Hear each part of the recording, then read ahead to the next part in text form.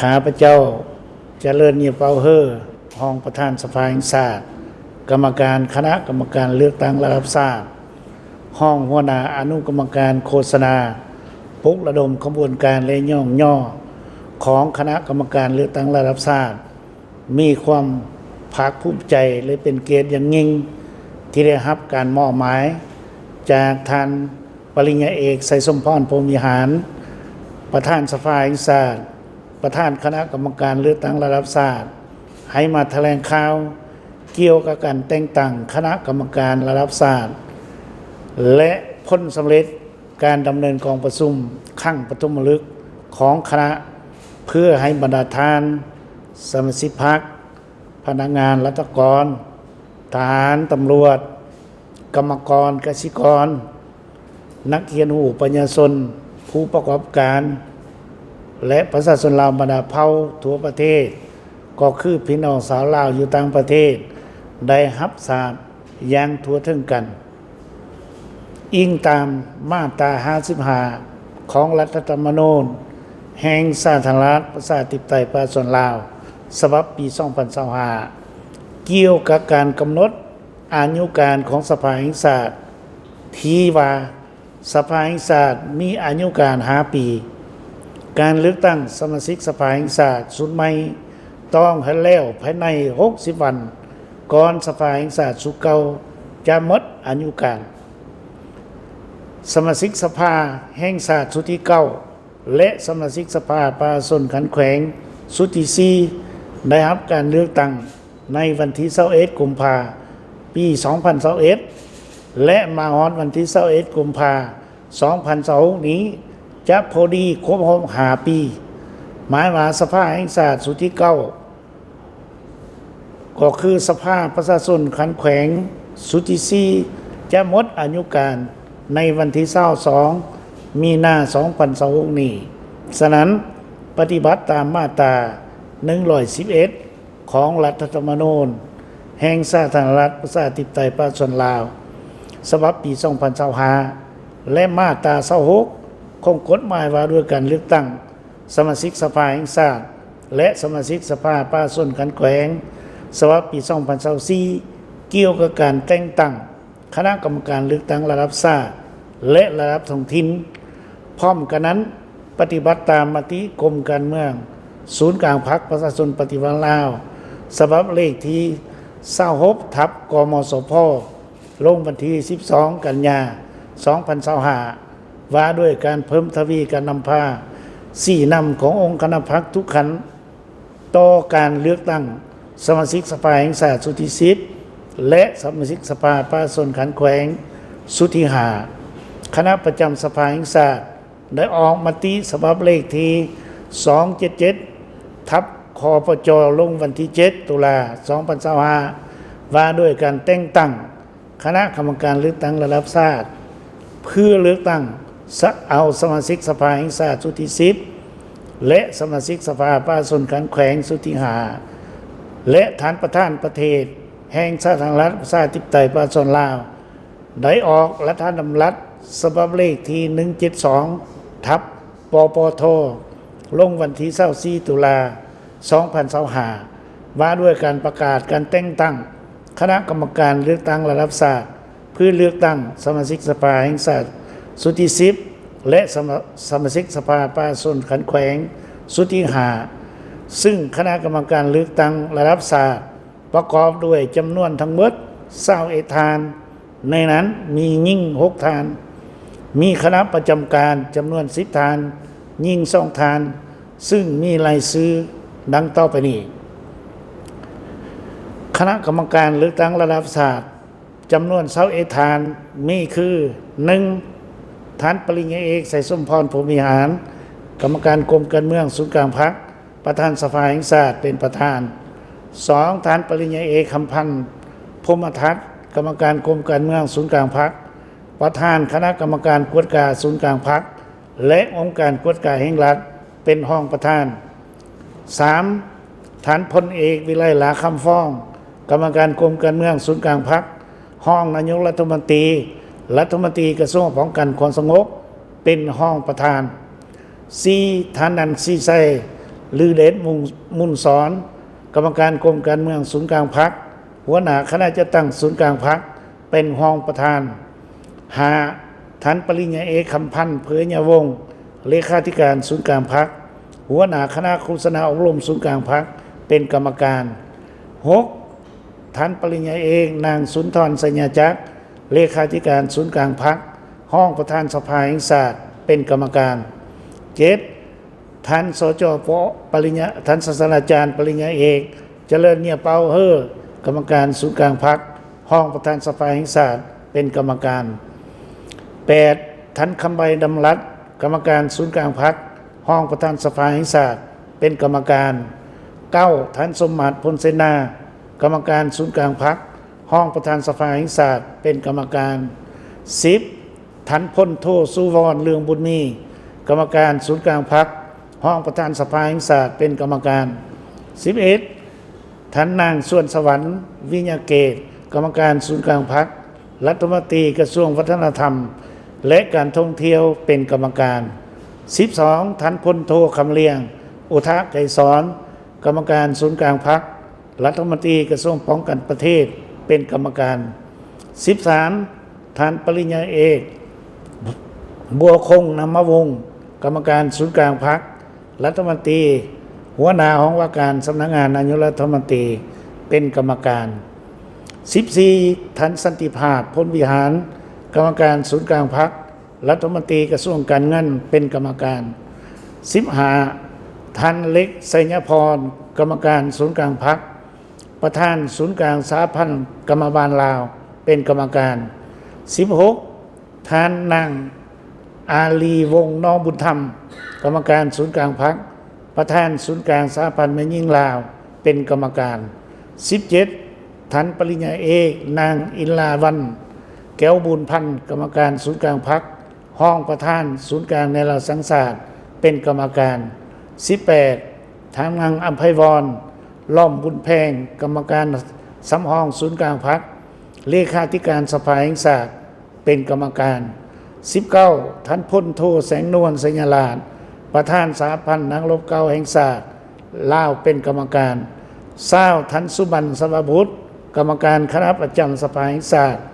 ประธานกรรมธิการเวียกงานสมาชิกสภาแห่งชาติเป็นกรรมการ21ท่านธงลีชีสุริตเลขาธิการคณะบริหารงานศูนย์กลางชาวนุ่มประชาชนปฏิวัติลาวเป็นกรรมการสำหรับคณะประจำการของคณะกรรมการเลือกตั้งรัฐศาสตร์ประกอบด้วย10ท่านดังนี้ 1. ท่านปริญญาเอกไสสมพรปวิหารกรรมการกรมการเมืองศูนย์กลางพรรคประธานสภาแห่งชาติเป็นหัวหน้าคณะ 2. ท่านปริญญาเอกคำพันธ์พรหมทัศน์กรรมการกรมการเมืองศูนย์กลางพรรคประธานคณะกวดกาศูนย์กลางพรรคและองค์การกวดกาแห่งรัฐเป็นห้องหัวหน้า 3. ท่านพลเอกวิไลหลาคำฟ้องกรรมการกรมการเมืองศูนย์กลางพรรคห้องนายกรัฐมนตรีกระทรวงป้องกันความสงบเป็นห้องหัวหน้า 4. ท่านนางสีไสลือเดชวงศ์ซ่อนกรรมการกรมการเมืองศูนย์กลางพรรคหัวหน้าคณะจัดตั้งศูนย์กลางพรรคเป็นห้องหัวหน้า 5. ท่านปริญญาเอกนางสุนทรสัญญาจักรเลขาธิการศูนย์กลางพรรคห้องประธานสภาแห่งชาติเป็นกรรมการทั้งเป็นผู้ประจำการของคณะ 6. ท่านศาสตราจารย์ปริญญาเอกเจริญเนียเปาเฮอกรรมการศูนย์กลางพรรคห้องประธานสภาแห่งชาติเป็นกรรมการ 7. ท่านคำใบดำรัดกรรมการศูนย์กลางพรรคห้องประธานสภาแห่งชาติเป็นกรรมการ 8. ท่านสมมาตรพลเสนากรรมการศูนย์กลางพรรคห้องประธานสภาแห่งชาติเป็นกรรมการ 9. ท่านพลโทสุวรรณเรืองบุญมีกรรมการศูนย์กลางพรรคห้องประธานสภาแห่งชาติเป็นกรรมการ 10. ท่านสันติภาพพลวิหารกรรมการศูนย์กลางพรรครัฐมนตรีกระทรวงการเงินเป็นกรรมการคณะกรรมการเลือกตั้งระดับชาติและคณะประจำการดังกล่าวมีสิทธิและหน้าที่นำผ้าสี่นำการจัดตั้งดำเนินการเลือกตั้งสมาชิกสภาแห่งชาติสุดที่10และสภาประชาชนขันแขวงสุดที่5ให้ถูกต้องตามรัฐธรรมนูญแห่งสาธารณรัฐประชาธิปไตยประชาชนลาวกฎหมายและระเบียบการเลือกตั้ง รับประกันให้การเลือกตั้งบรรลุผลสำเร็จตามจุดประสงค์และรายขันหมายที่กำหนดไว้เกี่ยวกับผลสำเร็จการดำเนินกองประชุมครั้งปฐมฤกษ์ของคณะกรรมการเลือกตั้งระดับ3การเลือกตั้งสมาชิกสภาแห่งชาติสุดที่10และสมาชิกสภาประชาชนขันแขวงสุดที่5ให้มีประสิทธิภาพประสิทธิผลและสำเร็จผลทันตามกำหนดเวลาที่กำหนดไว้ในต้นเสาร์วันจันทร์วันที่27ตุลา2025นี้คณะกรรมการเลือกตั้งระดับชาติได้ดำเนินกองประชุมครบคณะครั้งปฐมฤกษ์ของตนภายใต้กันเป็นประธานของทานปริญญาเอกไสสมพรพรหมวิหารประธานสภาแห่งชาติประธานคณะกรรมการเลือกตั้งระดับชาติเพื่อพิจารณาและตกลงเวียงงานสำคัญที่จำเป็นและฮิบด่วนจำนวนหนึ่งในการกะเกมให้เกการเลือกตั้งสมาชิกสภาแห่งชาติสุดที่10และสมาชิกสภาประชาชนขันแขวงสุดที่5ซึ่งมีเนื้อในและมีผลสำเร็จรายละเอียดดังนี้อันที่หนึ่ง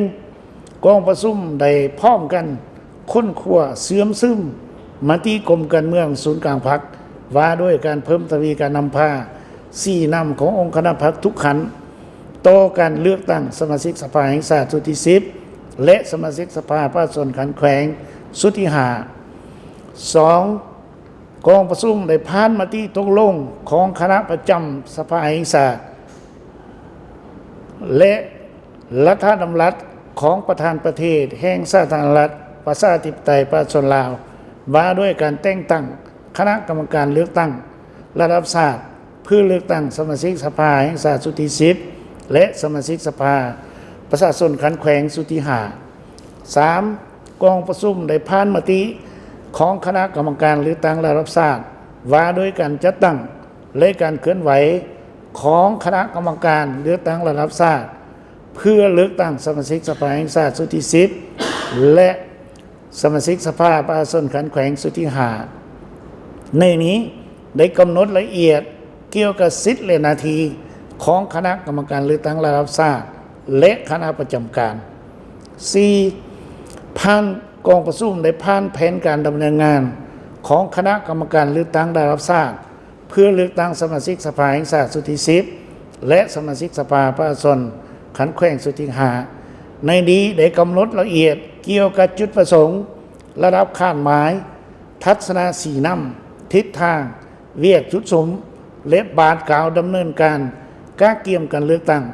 สมาชิกสภาแห่งชาติสุดที่10และสมาชิกสภาประชาชนขันแขวงสุดที่5เตนี่จนหอดกองประชุมครั้งปฐมฤกษ์ของสภาแห่งชาติ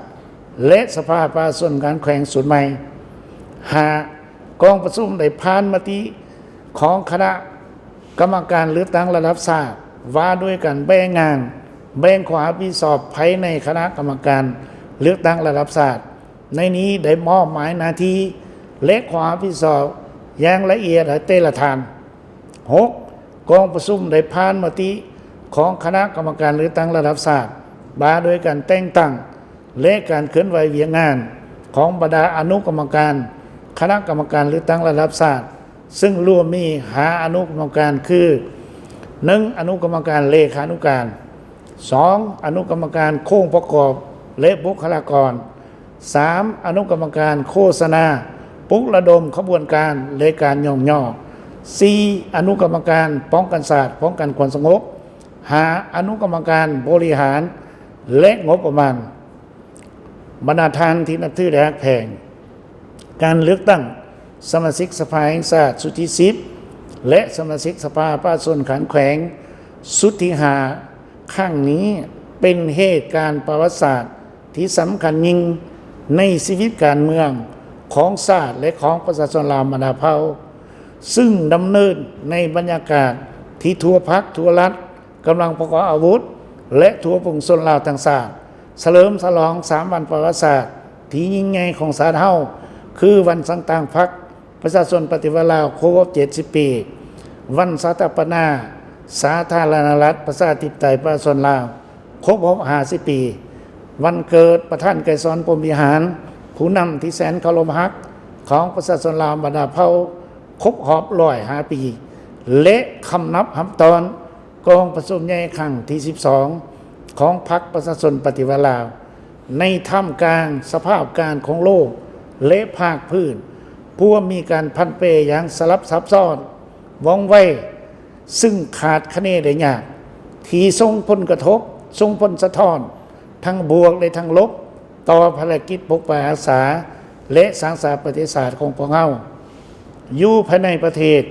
พวกเราก็ยังสืบต่อประสบกับความยุ่งยากทางด้านเศรษฐกิจการเงินบวกเสริมผลหายของภัยธรรมชาติที่ได้สร้างผลกระทบอย่างหนักหน่วงต่อชีวิตทรัพย์สินของประชาชนลาวมาดาเผาก็คือพื้นฐานของลางเป็นต้นบ้านที่อยู่อาศัยและเส้นทางคมนาคมหลายบอนมีการเพนักได้ซึ่งได้สร้างความเสียหายและความยุ่งยากให้แก่การดำรงชีวิตและการไปมาหาสู่ของประชาชนลาวมาดาเผาฉะนั้นปัญหาสำคัญที่มีลักษณะตัดสินสิขาดต่อผลการเลือกตั้งถือนี้แม้นพวกเราต้องเพิ่มทวีความสามัคคีเป็นปึกแผ่นภายในชาติภายในชนเผ่าตัดสินใจสู่ชนพันธุ์พาสิ่งท่าท้ายทดสอบต่างๆห่วมแห้งห่วมใจกันเป็นเจ้าการรับผิดชอบสูงทั้งประสานสมทบกันอย่างกลมเกลียวเฮ็ดให้การกะเกี่ยมการเลือกตั้งสมาชิกสภาแห่งชาติและสมาชิกสภาประชาชนขันแขวงสุดใหม่เท่านี้กลายเป็นปังบุญใหญ่ของชาติติดแทนกับสภาพตัวจริงของประเทศชาติก็คือของแต่ละท้องถิ่นและมีผลสำเร็จตัวจริงเฮ็ดแนวใดให้สามารถรับประกันการเสริมขยายสิทธิประชาธิปไตยของประชาชนลาวมาดาเผาอย่างแข็งแรงเต็มส่วนกว้างขวางทั่วถึงลึกซึ้งเพื่อเลือกเฟ้นให้ได้ผู้สมัครรับเลือกตั้งที่มีมาตรฐานเงื่อนไข